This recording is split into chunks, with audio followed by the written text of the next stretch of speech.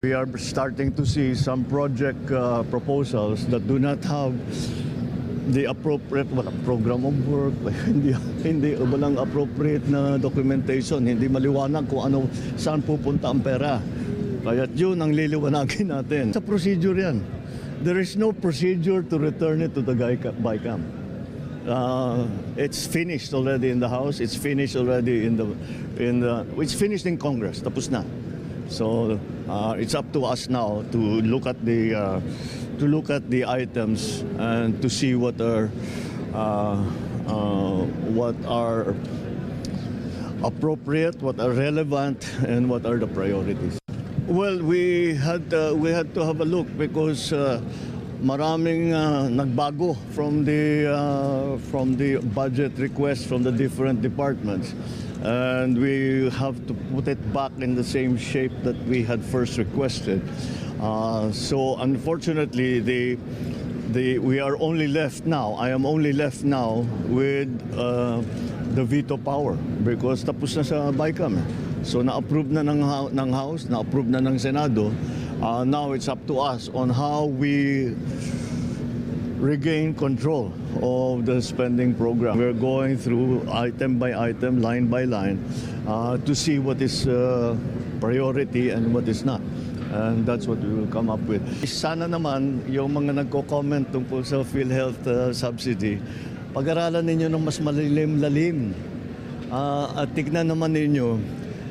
At ito ang guarantee ko. Napakasimple lang ang guarantee ko.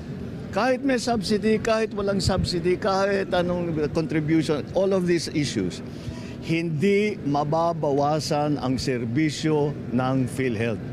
Hindi mababawasan ang bayad ng PhilHealth sa insurance claim.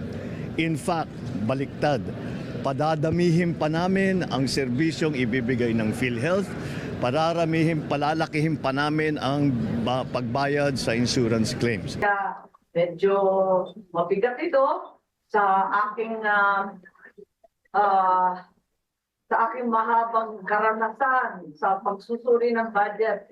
This is talaga naman a very, very bad budget. Time and again, it has occurred that the executive has enjoined the legislature to take a second look at their BICAM report when it is unacceptable, perhaps unimplementable. Ako rin ay nakikisuyo sa DBM na huwag tayo mauwi sa sistema ng FLR, yung mahiwagang for later release, na talagang palakasan at lahat ay lumuluhod sa DBM at sa mga bossing ng DBM para makakuha ng project. Kaya kay ES na ako nananawagan, kay DBM kanina sa ating public works, DBM lalo, kapag nauwi tayo sa FLR ng FLR, medyo masakwa na talagang tignan, election year next. Ako ganito kasi, wag tayong magpanik sa December 31. I mean, pag mag-research tayo, how many times na nangyari sa past na dumating ang January 1, walang budget. Okay naman, nabuhay naman, wala naman nangyari masama sa Republika. Ay, wag kami mag-holiday. Kung talagang kung takot kami sa December 31, yan lang gusto sabihin, bakit ba tayo nanginginig sa December 31? What's the point?